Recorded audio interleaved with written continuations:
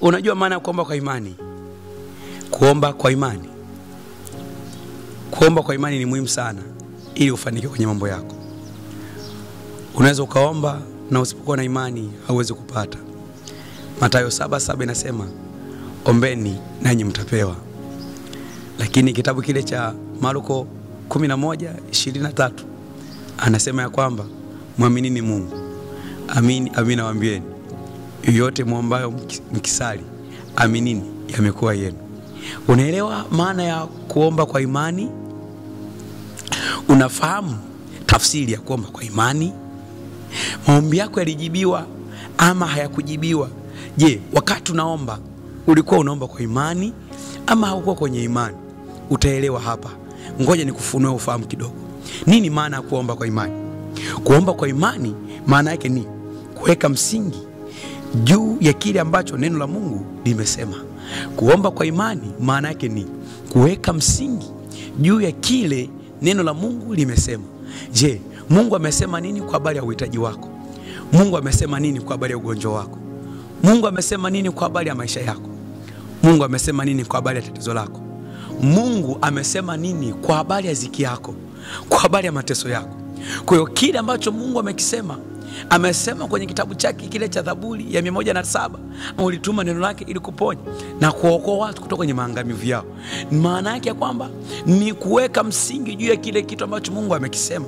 Ombeni nanyi mtapewa. Huko ndiko maana ya kuomba kwa imani. Kuomba kwa imani ni kuweka msingi kile ambacho wewe unakiamini, kile ambacho wewe unakitegemea, kile ambacho wewe unakitazamia. Weka msingi wako hapo kupitia neno la Mungu. Na ndio maana Yesu alisema kwamba ayasikiaye maneno yangu na kuyafanya atafananishwa na mtu mwenye akili aliyechimba chini sana akaweka msingi wake juu ya mwamba. Mafuriko yalipokuja, mvua zikanyesha, pepo zikavuma, zikaipiga nyumba ile, haikuanguka. Maana yake nini? Alipoweka msingi juu ya mwamba, maana yake aliamini, alijua kwamba katika hiki Mungu amesema hatoniacha. Katika ugonjwa huu Mungu alisema hataniacha nikafa. Kwa nini? Kwa sababu sitakufa bali nitaishi. Hata katika ugonjwa ata survive. Kwenye mauti, mtu anapopitia vipindi vya ugonjwa unaopelekea mauti, ana survive.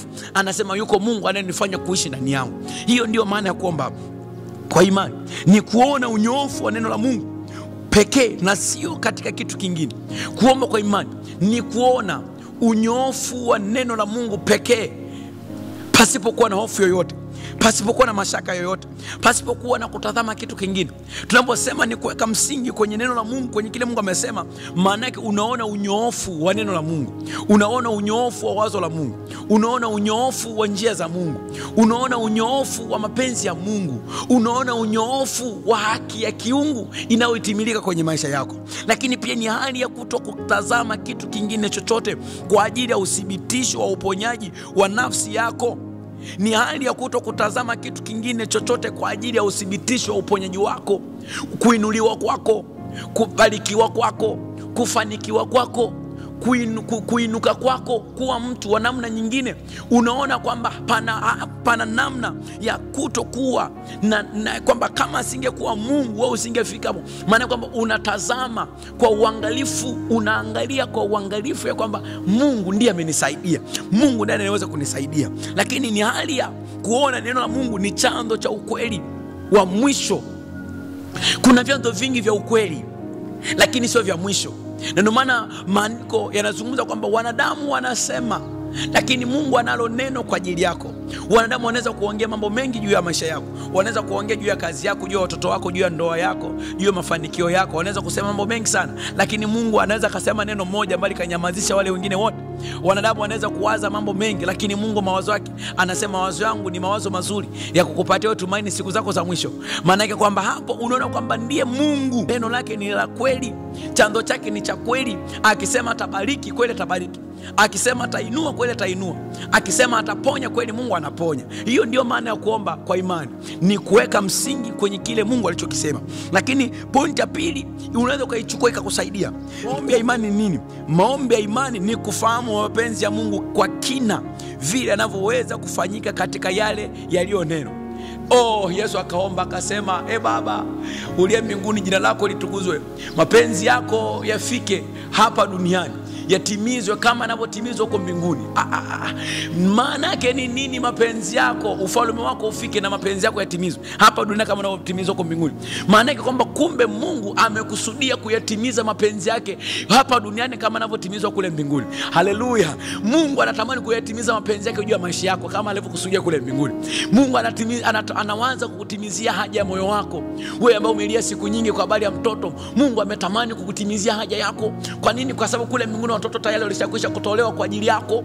Kwa hiyo mapenzi ya Mungu yanapotimizwa juu yako, usipokuwa na shaka, usipokuwa na mahofu, maana yake kwamba yeye anaweza kufanya mambo makubwa na maishani mwako, ukamshangaa Mungu wako, ukamtukuza Mungu wako. Na ndio maana ninasema maombi ya imani ni kuyafahamu mapenzi ya Mungu kwa kina. Mungu anakusudia ukuu kwa ajili yako. Mungu anakusudia kufanikiwa. Mungu anakusudia kuwa na watoto wazuri. Anakusudia kuwa na ndoa nzuri. Mungu anakusudia kuwa na maisha ya ajabu, wangeshangaa kila wakati. Sio kama unanielewa mtu wa Mungu. Kuyafahamu mapenzi ya Mungu ni kutokuwa na mashaka yoyote juu ya Mungu wa mbinguni na kazi yake kwa kutoa kile anachokihitaji kwa ajili yako. Yesu alisema ya kwamba amini amini nawaambieni, yeyote aniaminie mimi na kazi nizifanyazo yeye naye anaweza kuzifanya. Yeyote anayemwamini Yesu na kazi anazozifanya Yesu, na wewe unaweza kuzifanya. Maana yake kwamba usipokuwa na shaka yoyote, ukaamini katika Mungu, umekuwa mgonjwa ukaamini uponyaji katika Mungu, umekuwa mdhaifu ukaamini uponyaji katika Mungu, umekuwa hauwezi ukaamini kuweza katika Mungu, walikukatisha tamaa ukaamini kuna kushinda katika Mungu, maana yake kwamba lazima utainuka na kusimama tena. Maana yake kwamba lazima utakuwa ni mtu wa ajabu, mtu ambaye kwamba wanadamu walikuwa wamekuwazia mabaya, lakini kupitia Mungu utasimama na kuonekana kwa imani. Maana yake kwamba unayafahamu mapenzi ya Mungu kwa kina. Lakini pia ni lazima tufahamu kwamba ni mapenzi ya Mungu kwa ajili ya kuwaponya watu wote. Ni mapenzi ya Mungu ya kuonana na watu wake wote. Ni mapenzi ya Mungu kuonana na wewe hata leo. Ni mapenzi ya Mungu kukutana na wewe. Ni mapenzi ya Mungu kuona anajibu maombi yako. Ni mapenzi ya Mungu kuona anakusaidia katika udhaifu wako.